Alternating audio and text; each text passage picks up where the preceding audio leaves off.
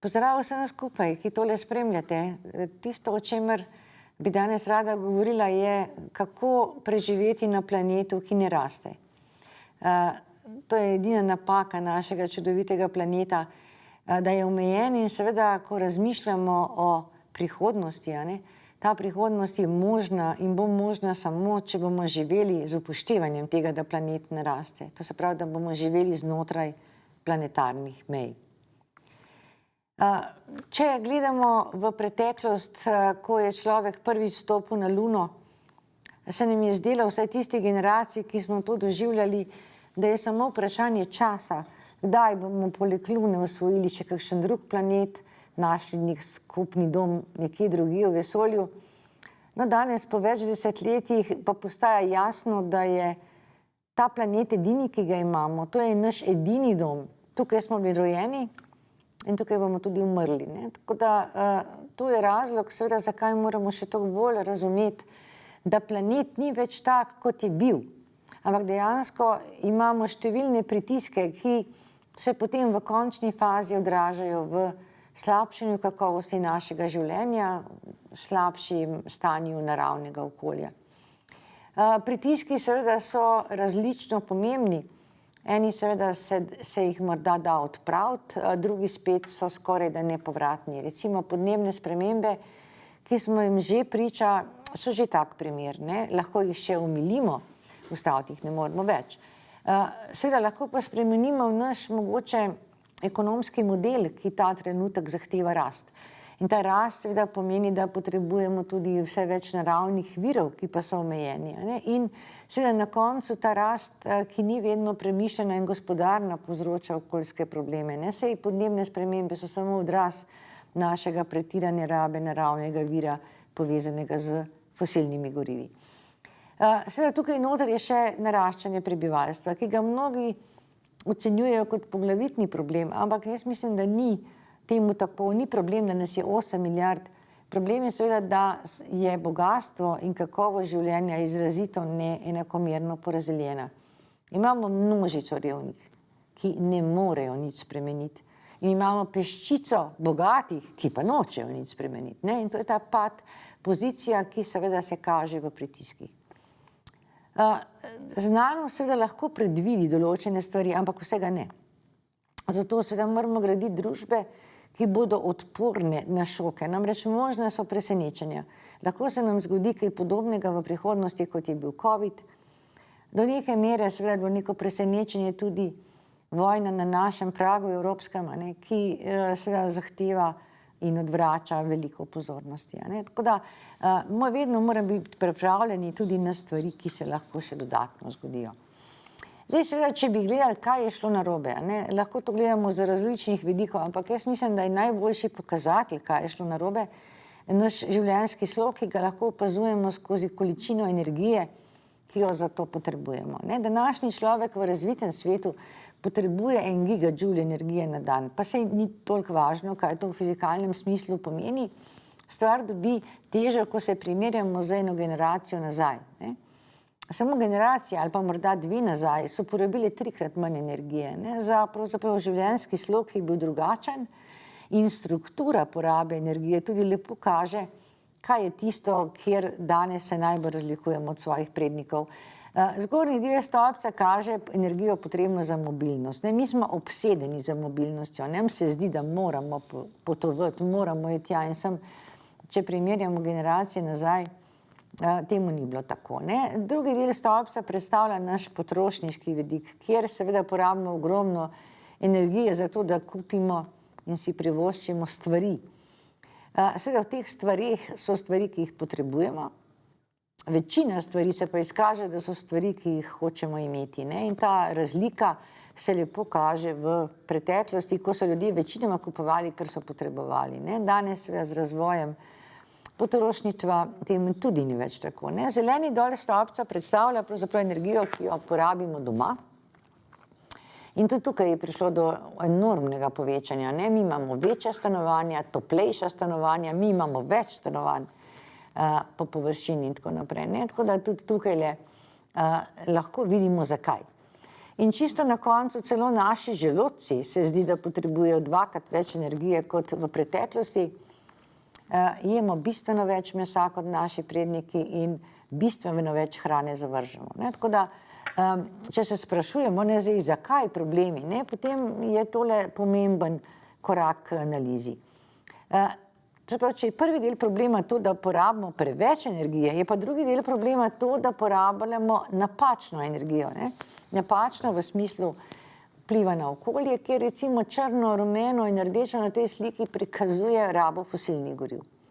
To se pravi, mi smo še vedno globalno povsem odvisni od rabe premoga, nafte in plina, imamo tudi druge vire energije, ki pa seveda količinsko še vedno predstavljajo razmeroma majčken delež. Seveda ne gre samo za to eksponentno naraščanje, kadar govorimo o energiji. Mi lahko svojo človeško podjetnost sledimo tudi pri drugih naših dejavnostih.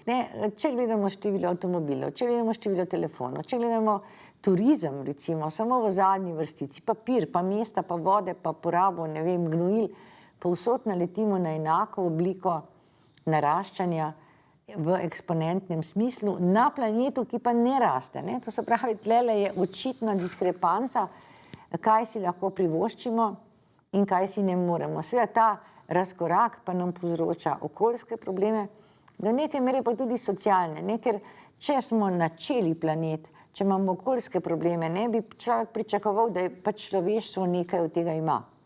Ampak od tega ima samo mogoče 5 do 10% prebivalstva. Ostali nimajo nič boljše kakovosti življenja, imajo pa seveda mnogo večje še okoljske probleme kot pa razviti svet.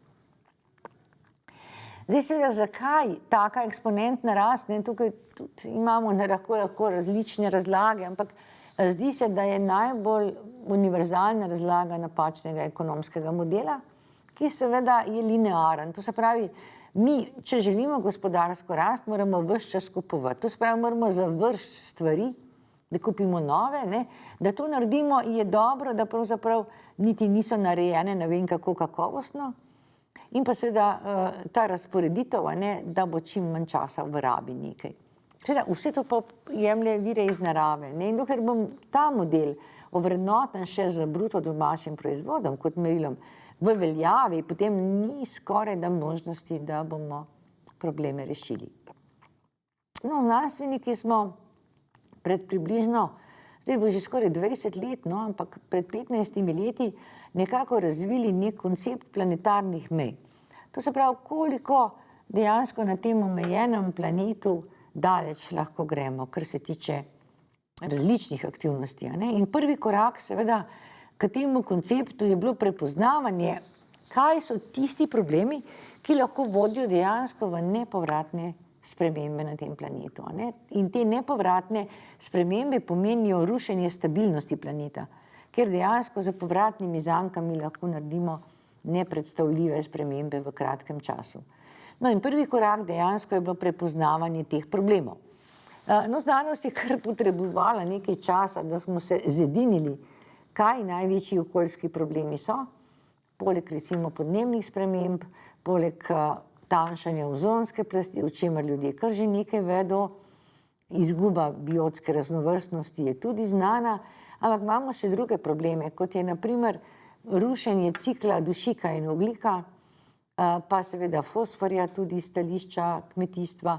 Imamo probleme z kemijskim onesnaževanjem, z rabo vode, ki tudi je omejen vir. Imamo prisotno zakisanje oceanov, ker CO2, ki ga spuščamo z izgorevanjem goriv, gre tudi v vodo, ne samo v zrak. In pa onesnaženjem zraka, kar z skupnim imenom imenujemo antropogeni atmosferski aerosol. To je bil prvi korak, kaj so glavni problemi. Seveda, drugi korak je pa bil, do kje smemo iti, kje so meje. Mi smo potrebovali indikatorje in potrebovali smo številke. Če ne, seveda ne moreš nekemu odločevalcu, politiku nekaj svetovati, če mu dejansko kvantitativno ne pokažeš, do kje smemo iti. In potem so se rodile številke, pri čemer leta 2015 ni bilo čisto jasno, koliko kemijskega onesnaževanja je sploh varna meja in pa kako daleč gremo lahko pri onesnaževanju ozračja. Sicer je bilo pa zelo jasno, da podnebne spremembe, recimo, če želimo jih obdržati v varni meji, je ta nekje med 325 in 350 delcev na milijon.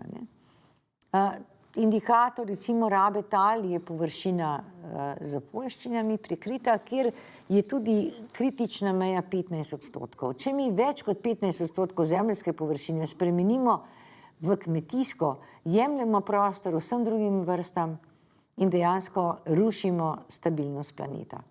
Podobno je z izgubo biotske raznovrstnosti, kjer je sicer normalno, da nam vrste izginevajo, ampak ta kritična meja, naravna meja, Darwinova meja, če hočete, je približno 10 oseb oziroma 10 vrst na milijon na leto.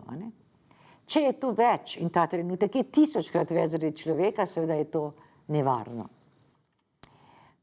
Seveda te številke mogoče večini ljudi ne pomenijo mnogo, seveda moraš biti kar malo bolj mogoče inženirsko usmerjen, ampak vsem je pa jasno stanje, če ga opišemo, kakšno je. Pa če se vrnem za hip še enkrat k podnebnim spremembam, CO2 v ozračju, varna meja, poudarjam, ne sme biti nikakor večja kot 350 ppm. Pa poglejmo, kje smo. Ogljikov dioksid v zraku zelo dobro merimo. Znamo ga meriti celo za milijon let nazaj, ker najdemo zrak v mehurčkih, recimo večnega ledu. In ko analiziramo, kako se je CO2 skozi to zgodovino milijona let spreminjal, opažamo, da seveda se vse koncentracije spreminjale, ker smo imeli ledene dobe, ker smo imeli tudi različno obliko vegetacije na planetu, vendar so te koncentracije ostajale vedno nekje v mejah od 180 do 280 delcev na milijon. Danes, lani, ko imamo zadnje podatke uradne, je ta znašala 417 ppm. To se pravi, iz tega grafa lahko vidimo, da smo že zdavnaj, se izkaže, varno mejo prestopili. Od industrijske revolucije naprej, nekje od 1850. leta, ali pa od rabe fosilnih goriv, do danes smo koncentracijo povečali za polovico. In to je logično, da v tako kratkem času stvari ne morejo ostati brez posledic.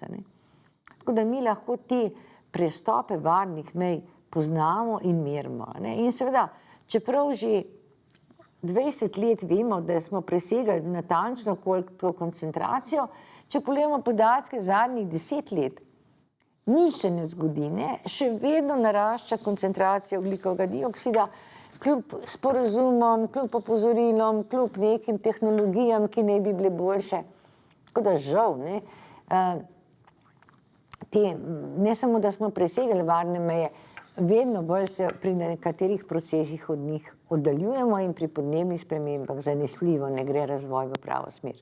Ampak, če se vrnemo k kompleksnosti teh mej, in si vzamemo, da je planet omejen, kar bi predstavljal recimo tale poligona, in če pogledamo zgodovino malo, končen koncev vse se ni človeštvo začelo razvijati včeraj, pogledamo v predindustrijski čas, čas Prešerna, čas Napoleona, koliko takrat pravzaprav so bili ljudje s svojimi aktivnosti blizu mejam, ugotovimo, da ne preveč. To se pravi, tukaj na sredini vidimo neko malo rumeno piko, kar pomeni, da pravzaprav tista milijarda ljudi, slaba milijarda ljudi, je lahko počela, kar je želela. Planet je bil dovolj velik za njihove potrebe.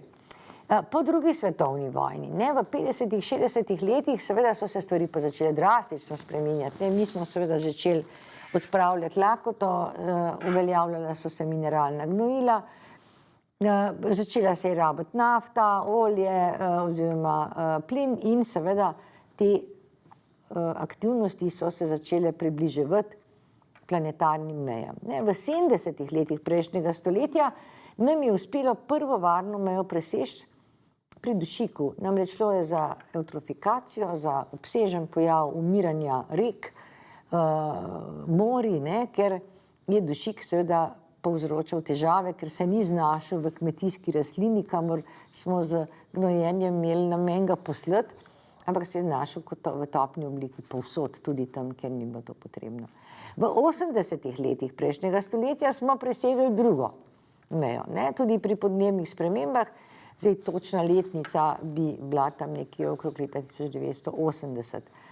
In v zadnjem obdobju, 30 let ali pa 15 let, smo ugotovili, da smo poslabšali probleme še drugje in pa tudi pri biotski raznovrstnosti presegli kritično mejo. Lansko leto pa seveda se je izkazalo, da smo samo v nekaj letih presegli tudi kemično onesnaževanje. Tako da situacija seveda je taka, da imamo najmanj 4 planetarne meje že presežene. Pri vseh ostalih seveda se pa bližamo z hitrostjo preveliko tudi kritičnim mejam. In še več, tukaj ugotavljamo seveda tudi, da so stvari med sabo zelo povezane in da nikakor verjetno v prihodnosti ne bomo mogli reševati parcialno problemov, da bomo zdaj rešili podnebne spremembe, potem se bomo lotili pa biotske raznovrstnosti, potem pa še dušika. Ali bomo rešili vse skupaj v paketu, ali pa verjetno ne bomo, ker recimo en lep primer take neholističnega pristopa je bilo v Evropski uniji pred leti, ko je bila ideja, da dajmo z biogorivi skušati problem podnebnih sprememb omiliti. To se pravi, da gremo pri podnebnih spremembah z mejo mal proti pravem razvoju. Ampak za preprosto polje oljne ogrščice, kot vira biogoriva, potrebujemo najprej seveda zemljišče. To se pravi, vzamemo v naravi zemljišče, ko ga obdelamo in pognojimo, uničimo večino biodiverzitete na tem področju, dodamo dušik, pa seveda nič ne zraste brez vode. To se pravi, da rešujemo en problem, naredimo 4 druge. To seveda ne gre, in to kaže, da moramo veliko bolj celovito obravnavati planet in pa dejavnosti na njem. Seveda nismo vsi enaki. Tukaj, če govorimo o nekem globalnem povprečju, se vedno moramo vprašati, ali je to enako v Sloveniji ali pa v neki Nigeriji, ali pa recimo, ali se ljudje enako obnašajo v Združenih državah ali mogoče nekje na jugu Latinske Amerike. Zato seveda je prav, da povemo, kje so krivci. In recimo na tej sliki lepo vidimo, da Afrika in afriške države mogoče presegajo 1 ali 2 planetarni meji. Medtem ko Evropa ali pa severna razvitejši del presegamo praktično več kot 4. In seveda to je tista nepravičnost okoljskih problemov, ki se kaže povsod, da pravzaprav ljudje, ki ne povzročajo toliko vpliva, nosijo pa posledice v večji meri. Ampak če se vprašamo, kako je v Evropi, Univerza v Leedsu je pravzaprav naredila študijo, ki obravnava evropske države po številu mej, ki jih presegajo. Na tej sliki vidimo Nemčijo in Albanijo. Zakaj sta izbrani ravno Nemčija in Albanija, mislim, da ni treba pojasnjevati. Seveda v Nemčiji za njihovim načinom življenja praktično presegajo skoraj vse meje, razen pri rabi tal in pri rabi vode. Medtem ko v Albaniji so meje presežene večinoma samo v kmetijskem smislu, življenjski standard je tam nižji in seveda pritisk na okolje zaradi tega tudi nekoliko manjši. Ampak bolj kot Nemčija in Albanija nas verjetno zanima Slovenija. Leta 1992, ko nekako je naša država začela svojo pot, smo že presegali 3 planetarne meje, pri izpustih toplogrednih plinov, pri rabi snovi, naš ekološki odtis je bil prevelik. Potem pa seveda, ko smo se razvijali, približevali Evropi, prevzeli kapitalistični sistem upravljanja, so te meje presežene, kar tekmovale med sabo. Leta 2004 planetarne meje še pri rabi dušika, leta 2010 kar 6 planetarnih mej in seveda nekako do leta 2015 smo tukaj ostali. Edina meja, ki jo v Sloveniji ne presegamo, je meja pri rabi vode, ampak jaz pravim ne zato, ker bi bili mi tako racionalni pri rabi vode, ampak zato, ker nas je imel Bog rad in nam je vodo poklonil. Sicer pa se ne moramo pohvaliti kot neka trajnostna dežela, kar sicer se v kakšnih sferah radi pohvalimo. Mi v bistvu zeleni nismo. Namreč to preseganje, ki ga imamo, ni samo preseganje v nekih gabaritih 10, 20, 30%. Ne? Mi konkretno recimo izpuste ogljikovega dioksida presegamo za 600%. Ne? 6-krat. In seveda govorjenje, da mi ne moramo zmanjšati izpustov niti za 20% ali pa 50%, je pravzaprav smešno, ker tisto, kar bi morali narediti, bi morali govoriti o zmanjševanju za 600%. Ne? Podobno je pri rabi dušika, podobno je pri ekološkem odtisu. Ne? To, da presegamo ekološki odtis za 3-krat, to pomeni, da bi Slovenec pravzaprav potreboval 3 Slovenije po površini in kakovosti, da bi svoj življenjski slog lahko ta narava, bi rekla, amortizirala oziroma neutralizirala. Ne? Seveda, 3 planetov in 3 Slovenij mi nimamo. Tako da problemi so mnogo globlji, kot se včasih površinsko zdi. Zdaj, pri podnebnih spremembah so stvari jasne. Greje se svet, greje se Slovenija in seveda to gretje ne moramo več ustaviti. Je pa še možnost, seveda, da ga omejimo, če bomo omejili vzroke, in to so energetsko večinoma vzroki, pogojeni z rabo fosilne energije in pa seveda z našim potrošništvom. Ne? Zdaj, da se je že ogrelo, vemo večinoma vsi, ampak veliko manj pa poznamo, kako se razvijajo stvari povezane z vodo. Namreč tukaj pa nimamo enotne slike in imamo dejansko ogromne površine, kjer ob višjih temperaturah občutijo tudi pomanjkanje vode. In imamo pravzaprav manjši del kopnega, kjer pa ob višjih temperaturah je tudi več vode, ker je sigurno ugodneje. Ne? Tako da recimo neka Argentina, če primerjamo Argentino z Brazilijo, je popolnoma v drugi boljši koži, če tako rečem, kot pa sosednja država. V Evropi opažamo bistveno večje probleme v Sredozemlju, kjer je vročina in manj vode, in manjše probleme v Skandinaviji, recimo, kjer je ob višjih temperaturah tudi bolj mokro. Zdaj, kam spada Slovenija? Po obnašanju klimatskih sprememb absolutno v Sredozemlje. Tukaj pa imamo res velike nepravičnosti, ne? Ker če omenjamo Afriko, ki ni kriva za to, kar se dogaja, oni občutajo višanje temperatur in seveda že velike probleme z vodo, podobno seveda je tudi v marsikakšni severnoafriški državi, ki obdaja Sredozemlje, pa seveda ta problem se potegne do Sirije, če hočemo, ne? Kjer je suša tudi del razloga za državljansko vojno in sirske begunce. Prihodnost ne bo nič drugačna, ne? Prihodnost v Sloveniji in Evropi vse kaže, da do konca stoletja, ker vidimo tudi na tej sliki, bojo zime toplejše tam nekje do 2 do 3 stopinje pri nas, poletja pa celo do 4 stopinje. In poletja, kar vidimo na desni polovici slike, bo označevala tudi sušnost. Ta sušni rjavi del se potegne praktično do Danske, ne? In seveda poleti raste gozd, poleti pridelujemo hrano, poleti imamo turizem. Kako naj gozd raste brez vode? Gozd brez vode gori. Kar smo seveda v letu 2022 občutili na Krasu, kar občutijo v sredozemskih deželah že desetletje. Seveda zima bo prijaznejša do vode, morda bomo imeli padavin celo več, ampak ali znamo to zimsko vodo shraniti, ne? Za poletje? Ne znamo. Ne? In če tega ne bomo obvladali slej ko prej, bomo seveda imeli po zimi poplave, ne? Poleti pa se bomo spraševali, kje je voda. Ne? In ukrepanje in prilagajanje podnebnim spremembam seveda je nujno.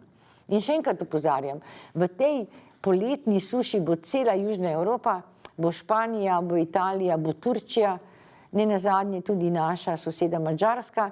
To so države, iz katerih uvažamo hrano. Ne? To se pravi, prehranska varnost Slovenije ni ogrožena samo zato, ker pri nas ne bo vode, ampak tudi v naši okolici. In seveda v nemirnih območjih Severne Afrike pomanjkanje vode zanesljivo izzove tudi migracije. Migracije bojo del prihodnosti in seveda migracije bojo šle v smeri tam, kjer vode ni, tja, kjer voda je. Ne? To se pravi zanesljivo v Evropi proti severu.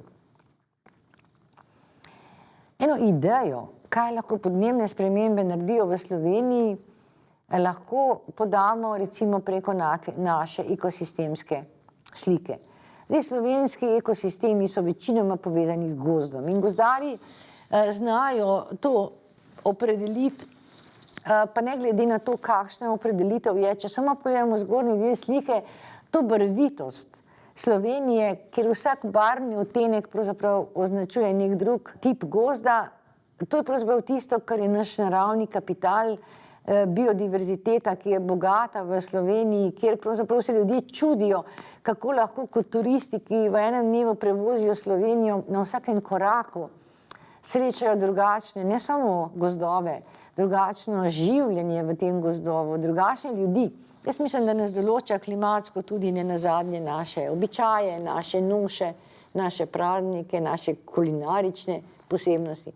Seveda, s podnebnimi spremembami ta barvni mozaik izgubimo in dobimo Slovenijo, kjer seveda lahko še raste gozd, ampak mnogo manj raznolik in večinoma podoben gozdu, kot ga srečujemo danes recimo na Krasu ali pa v primorskem delu, a ne.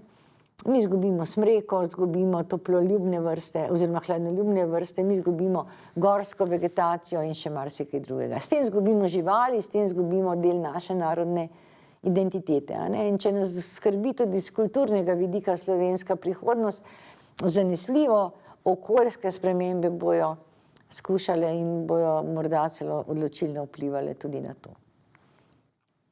No, sneg in smučanje kot nacionalni šport Slovencev, tudi tukaj lahko dejansko pogledamo, kaj se utegne zgoditi v Alpah. Zdaj, v Alpah včasih, ko je vlažna zima, pade dovolj snega, v preteklosti največ tam okrog 2000 metrov, volumen je takrat velik. No, če zima ni bila včasih tako mokra, je pa pač manj snega padlo, ampak še vedno sneg je bil in največ ga je bilo na višinah okrog 2000 metrov.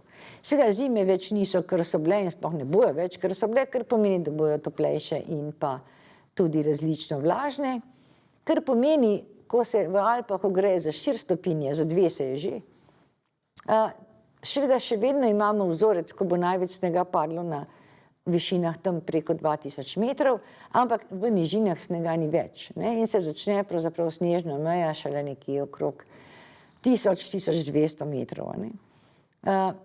In seveda, če bojo zime še bolj slučajno suhe, bo situacija še bolj kritična, ne. Seveda spet smo pri nepravičnosti. Tiste države, ki imajo smučišča, recimo tam na 2000 metrih, recimo če omenim kar Švico, oni še vedeli ne bojo, da so podnebne spremembe, ne. Praktično bojo lahko nadaljevali z zimskim turizmom naprej, ne, seveda neka, recimo Slovenija z nižje ležečimi smučišči in mogoče nižjim življenjskim standardom pa ima že danes ogromne težave, ne. Tako da marsikaj se da predvideti, žal se naše napovedi tudi dosledno uresničujejo. To se pravi, če malo sumiramo podnebne spremembe, ne, nas čakajo fizične nevarnosti. Ne, fizično je problem, če bo manj hrane, ne, fizičen problem je, če bo manj vode. Ekstremno vreme, ne, neurja, vetrolomi, vročinski valovi, suše, ne, to je nekaj, kar seveda tudi ubija. Kolaps ekosistemov je posledica, kar je spet fizična nevarnost in seveda nekaj, o čemer nisem še govorila, zdravstvena tveganja, ne. Človeško zdravje je močno odvisno od vremenskih razmer, vročinski valovi ubijajo, ne, vročina na splošno je nekaj, kar zmanjšuje zdravstveno sigurnost, če tako rečem, pojavljajo se lahko nove bolezni, nove okužbe in pa seveda ekstremno vreme, ki tudi lahko povzroča poškodbe in tako naprej, ne. Tako da to so fizične nevarnosti, ki pa seveda jih bojo spremljale tveganja, ne. Tveganja pa ne bojo samo fizična. Namreč, ko se enkrat ta fizični del poruši, sledijo politična tveganja, nestabilnosti, vojne za vodo, ne. To so problemi, ki zlahka prerastejo v neke bolj globalne probleme in na katere niti Evropa, niti Slovenija ni imuna, ne. Ruši se gospodarstvo, ne, s tem, ko ni več tako, kot je bilo, ne, imamo fluktuacije lahko cen, valut.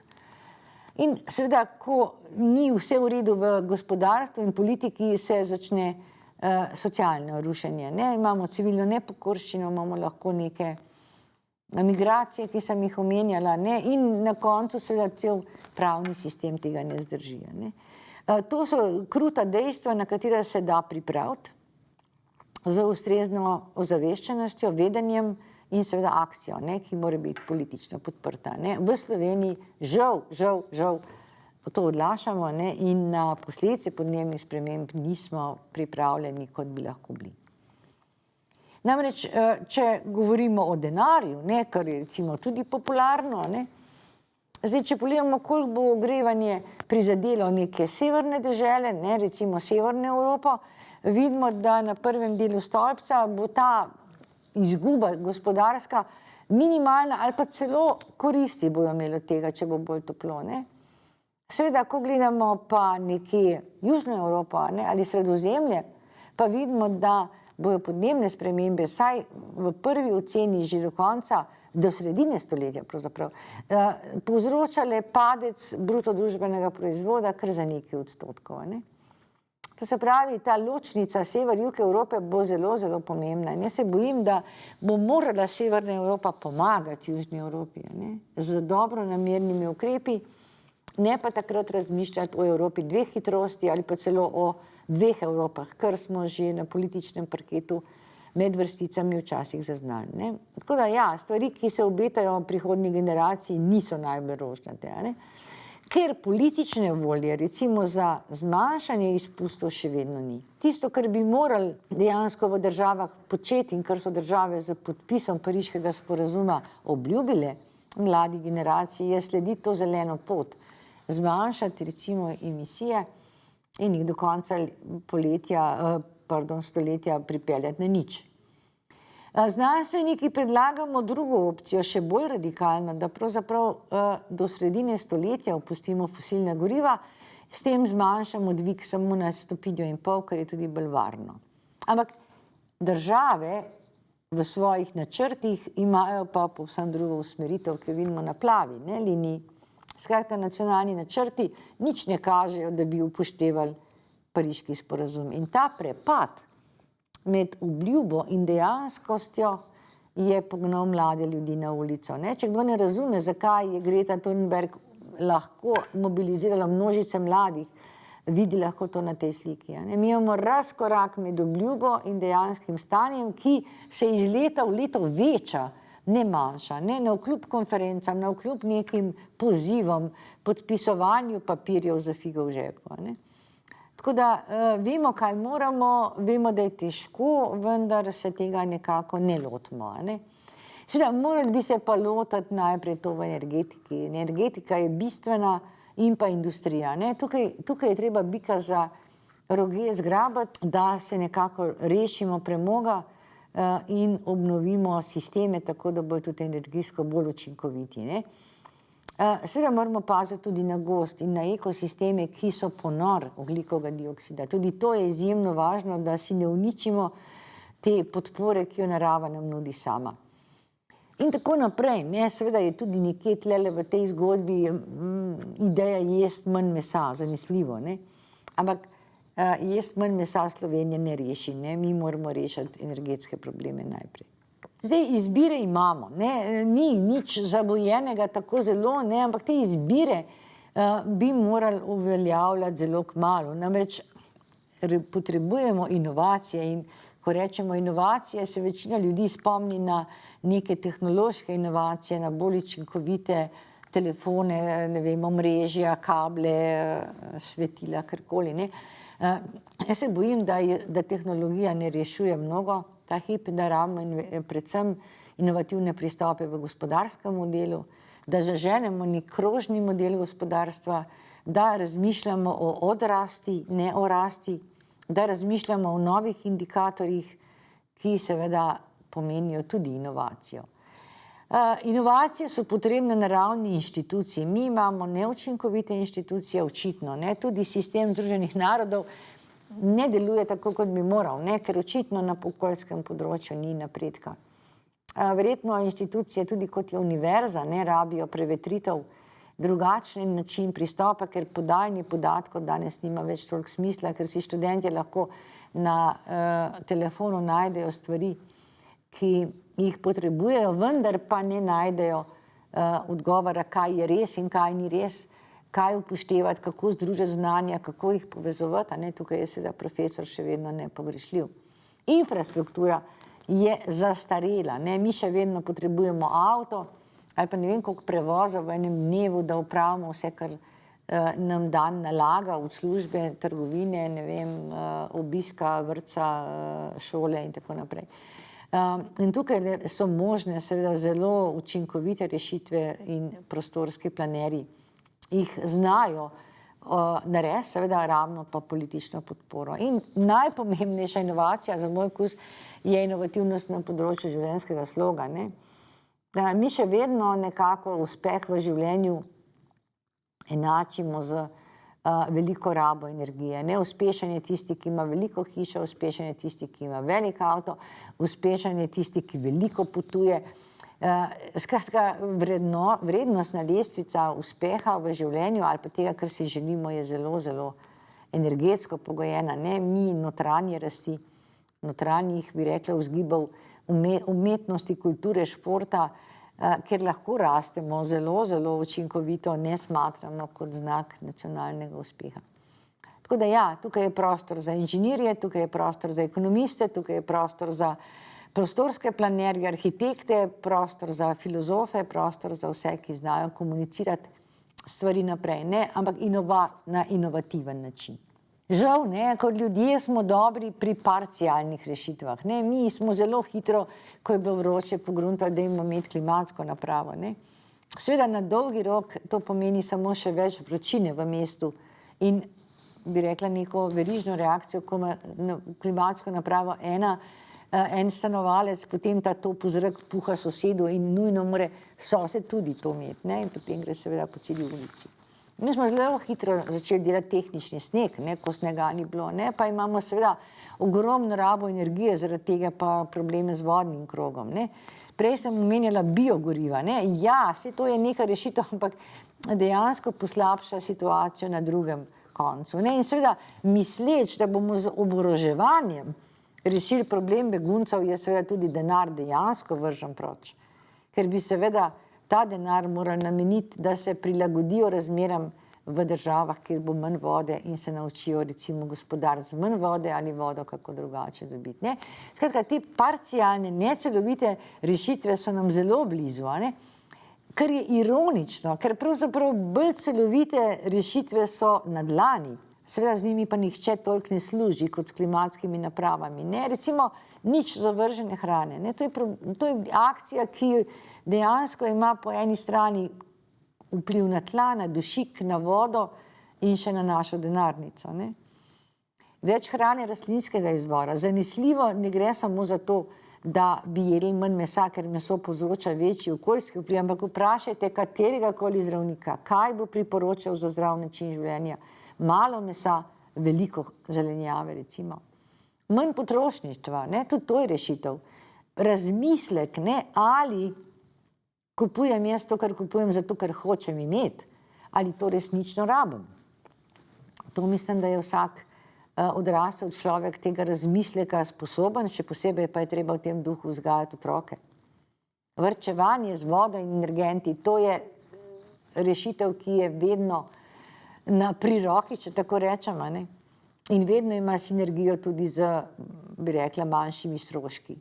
In pa če že vse ostalo je težko, ne, dejansko mi moramo generacije mladih izobraziti, kaj jih čaka, ozavestiti, kaj jih čaka. In absolutno enako je treba narediti z odločevalci. Odločevalci, ne, seveda niso hodili v šole in se to učili, tudi zdaj jih ne bomo poslali nazaj v osnovno šolo, ampak treba jih je izobraziti. Jaz vedno rečem, da recimo med časom, ko si izvoljen in ko nastopiš svojo funkcijo, je vsaj nekaj mesecev včasih, recimo pri parlamentarcih. Zakaj ne ta čas izkoristiti za obvezno izobraževanje v stvareh, o katerih boš potem 4 leta odločil, ne? Tukaj bi bilo v interesu nas vseh, da to storimo. Zdaj seveda, kaj lahko stori ta posameznik, no, to je recimo en tak primer te prehrane, ki bi bila trajnostna, kjer nekako recimo res ni prostora dosti za rdeče meso, je pa seveda prostor za zelenjavo in ostale stvari, no, ampak mogoče o prehrani niti ne bi toliko. Ampak kaj lahko naredimo kot posamezniki? Ne? To je velikokrat vprašanje, ki nas muči. 5 stvari je takih, za katere lahko rečemo, da začnemo danes. Spremeniti način potovanja, ne? Tukaj so stvari jasne, čim manj letala, čim manj avtomobila, čim več kolesa in seveda, če se da javni prevoz in pa peš. Izboljšati dom, da je dom energijsko učinkovit, da nima izgube energije, da nimamo nekih zastarelih in neučinkovitih aparatov, gospodinjskih. Prehrano ne omenim še enkrat. In pa seveda zmanjšati, ponovno rabiti, reciklirati to, kar znamo, pa se nam včasih ne ljubi. 5. stvar je pa po moje za Slovenijo najpomembnejša. Ne? Mi nismo ljudje, ki bi znali spregovoriti v pravem času. Mi smo ljudje, ki se sramujemo protestov. Zdi se njim, da to pravzaprav se ne spodobi. Ne? Ampak povedati na glas, kaj je narobe, kako bi bilo treba, z argumentom, ne jaz sem proti, ampak jaz sem, da se stvari naredijo na ta način, tega nam manjka. In seveda ta povej na glas ne gre samo na ulici, še najmanj, s tem se je treba spopasti v šoli, v službi, s prijatelji, ne nazadnje, ne? In seveda tudi z opozarjanjem na politike. Ne? Mi imamo demokratičen sistem in kaj je bistvo demokracije, da lahko opozarjamo, da lahko prosimo, da lahko zahtevamo in da seveda se nam pri tem ne sme nič zgoditi. Ampak seveda na posamezniku jaz vse ne bi povsem temeljila prihodnosti, tako da končala bi s tem, da bi dejansko pa nakazala, kam mora država. Ne? Namreč neke celovite rešitve ne more narediti posameznik. Jaz velikokrat ilustriram to s preprosto mislijo. Jaz lahko izberem bicikl, ne morem si pa zgraditi kolesarske steze. To se pravi, potrebujem tudi odločevalce in pa državo. Ne? Skratka, celovite rešitve bi jaz strnila v 4 korakih. Mi moramo začeti vlagati v ohranjanje naravnega kapitala. Ne? Slovenija to ima in ne smemo si tega zapraviti. Namreč zaenkrat si to zapravljamo z nekimi subvencijami za škodljive vplive. Mi dejansko subvencioniramo tiste, ki delajo škodo okolju, pa naj bo to industrija ali recimo fosilna energetika. Mi dovoljujemo netrajnostno rabo prostora skozi občinske akte, naprimer vode in drugih virov. Ne? Skratka, ohranjati naravni kapital je en pomemben dejavnik, kjer seveda ne gre pa to povsem zastonj. Drugi pomemben kapital, ki ga imamo, so ljudje. Če ne bomo vlagali v ljudi, jih izobrazili za zeleno, če tako rečem, potem nam dejansko ne bo tehnologija prav nič pomagala. Ne? Mi moramo usposobiti in preusposobiti ljudi za neko novo zeleno gospodarstvo. Ne? In pa seveda, če želimo, da bo družba šla v zeleno reformo ali pa v zeleno smer, potem seveda to ne gre v neenaki družbi, ker prevladuje revščina. Ne? Tudi v Sloveniji imamo 12% absolutno priznanih revnih ljudi in verjetno še večjo odstotek ljudi, ki so na meji. Ne?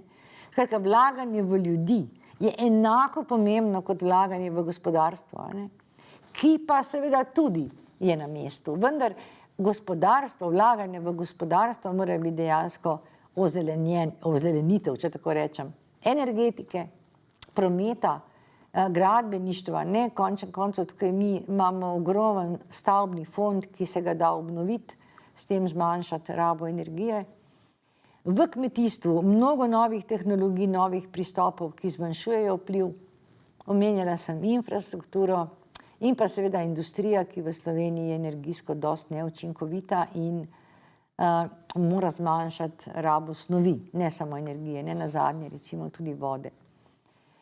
Tako da te 3 koraki seveda bi morali teči vzporedno. Ne?